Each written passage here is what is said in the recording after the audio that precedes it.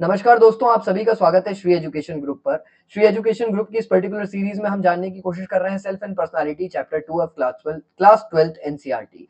And जैसा कि आप सभी लोग जानते हैं कि हम अपने पिछले वीडियो में बहुत सारी चीजें जान चुके हैं, जिसके हम एंड पे आ चुके हैं इस पर्टिकुलर सीरीज के। और इस पर्टिकुलर सीरीज में आप जानेंगे बिहेवियरल रेटिंग के बारे में। तो आइए समझते हैं बिहेवियर रेटिंग आखिर होता क्या है और यह किस लिए उपयोग में आता है। तो हम लोग बिहेवियर एनालिसिस को समझने की कोशिश कर रहे हैं, यह आप लोग जानते हैं, जिसके अंदर हमने लास्ट वीडियो में इंटरव्यू और ऑब्जर्वेशन के बारे में जान चुके हैं। इस पर्टिकुलर वीडियो में हम रेटिंग, डोमिनेशन और सिचुएशनल टेस्ट को समझने की कोशिश करेंगे और स्पेसिफिकली अगर देखा जाए तो बिहेवियरल रेटिंग को समझने की कोशिश करेंगे। तो भाई बिहेवियर रेटिंग आखिर होता क्या है, इसका यूज क्या होता है, यह किस लिए यूज होता है, आइए इसको समझने की कोशिश करते हैं। बिहेवियर रेटिंग क्यों आया, बेसिकली कंसेप्ट। अब आपने बिहेवियर के एनालिसिस करना है, इंसान की पर्सनालिटी को एनालाइज करना है और हमें समझने की कोशिश करना है कि आखिर इंसान की पर्सनालिटी बनी है तो बनी कैसी है। तो इस चीज को समझने के लिए एक टेक्निक यूज होती है बिहेवियर रेटिंग।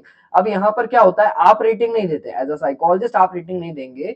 आपका जो सब्जेक्ट है वह जिस भी एनवायरमेंट में होगा, जिन लोगों के बीच में होगा, वह लोग उनको रेटिंग देंगे। फॉर एग्जाम्पल, आपका जो सब्जेक्ट है, आपका जो क्लाइंट है, अगर वो एक ऐसे एनवायरमेंट में है, ऑफिस के एनवायरमेंट में, तो उसको ऑफिस के एनवायरमेंट में उसके जो कलीग्स हैं उसके द्वारा रेटिंग दिलवाई जाएगी। कि भाई उसके कलीग से बोला जाएगा कि आप इसके बिहेवियर को एनालाइज करके बताइए कि इसका बिहेवियर इस पैमानों पे, इस लेवल पे किस तरीके से एक्ट करता है। तो उस बेसिस पे इंसान के बिहेवियर की रेटिंग दी जाती है। ठीक है जी, इतनी बात उम्मीद करता हूं आपको समझ में आई होगी। अब लेकिन इसमें सबसे बड़ी जो दिक्कत होती है, इसके अंदर आता है हैलो इफेक्ट। हैलो इफेक्ट क्या होता है, यहाँ पर देखो हैलो इफेक्ट क्या है। अब हैलो इफेक्ट क्या होता है ना, इंसान की जो पर्सनालिटी है वह किसी के सामने कैसी है और किसी के सामने, दूसरे के सामने कुछ और है। तो अब इंसान जब सामने वाले की एनालिसिस लगाता है तो उसमें अपना पर्सनल बायस लगाने लग जाता है। पर्सनल बायस मतलब अगर उसका कलीग उसको पसंद करता होगा तो वो उसके बिहेवियर को अच्छी रेटिंग दे देगा, और वहीं उसके बिहेवियर से अगर उसके कलीग को दिक्कत होगी तो वो अपना पर्सनल बायस लगा के उसकी जो रेटिंग है वह खराब कर देगा वहां पर।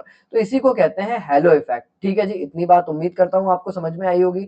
तो यह है बिहेवियर रेटिंग। आइए एनसीईआरटी के टर्म्स में इसको समझने की कोशिश करते हैं, आखिर एनसीईआरटी क्या कहती है। तो behaviour rating are frequently used for the assessment of the personality in education and industrial setting. Industrial setting में, जैसा मैंने आपको बताया, ऑफिसेज में और कॉर्पोरेट्स में इसका यूज किया जाता है। Behaviour rating are generally taken from people who know the SSS intimately and have interacted with her or him over a period of time, or have had a chance to observe him or her. They attempt to put individual into certain categories in terms of the behavior quality. The categories may involve different number of descriptive terms. It has been found that the use of number of general descriptive adjective in rating scales always creates a confusion for the reader.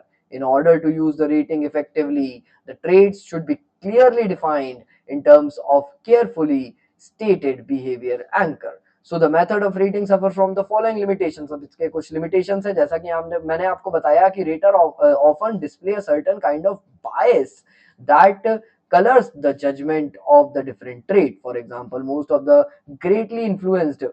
us are greatly influenced by a single favorable or unfavorable trait. This often form a bias of a rater overall judgment of a person.